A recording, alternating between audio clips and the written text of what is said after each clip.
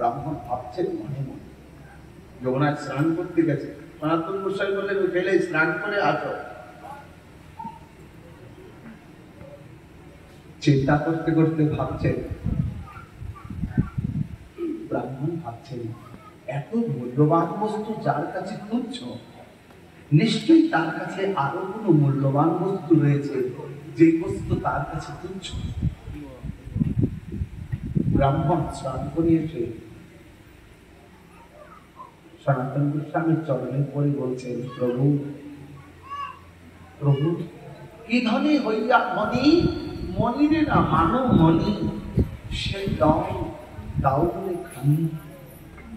সনাতন গোস্বামীর চরণে পড়ে বলছেন, কি ধনে হইয়া ধনী, মনিরে না মানো মনি, সেই ধন দাও বলে খানি। তোমার কাছে কি ধন রয়েছে আর ধনের কারণে তুমি এতটা ধনী হয়ে গেছো, এই পরস্পর তোমার কাছে তুচ্ছ হয়ে গেল। গোসাই সেই ধন আমাকে দাও। জয় রূপ সনাতন দাও বলে সেরকম সেরকম মূল বলে হারা। সেই ধন দিতে বলছেন, কি ধন? কৃষ্ণ প্রেম ধন। কৃষ্ণ ধনী যেই ধনী সেই বড় ধনী তো, সেই ধনটা দাও।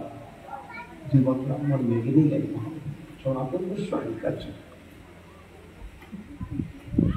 আভিজাত্যের অহংকার আমাদের জীবনে একমাত্র মিথ্যাচার প্রকট করতে সক্ষম হয়।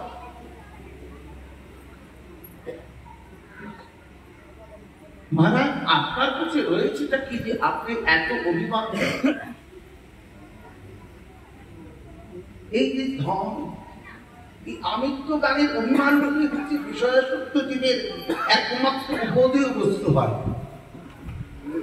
আমি করেছি, আমার কর্তব্য, আমার কারণে হয়েছে, এই তো আমার বস্তু, আমি একমাত্র এখানকার সব। এই যে বস্তু জ্ঞান,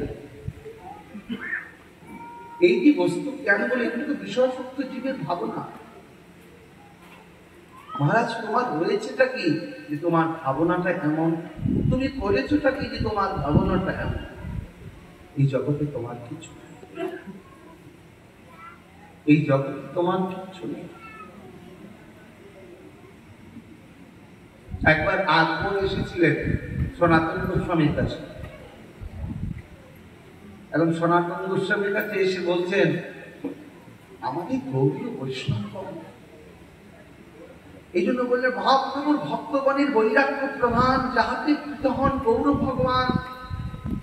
প্রতাপপুত্র রাজা মহাপ্রভুর নিত্য ভক্ত, তাতে কোনো সন্দেহ নেই। আকবর এসে সনাতন গোস্বামীর কাছে বলছেন, প্রভু প্রভু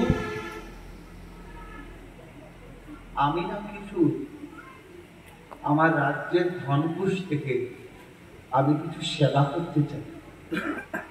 সনাতন গোস্বামী বললেন, সেবা করতে চাও? কিছু আর্থিক সহযোগ করে আমি কিছু সংস্কার আদি করাতে চাই।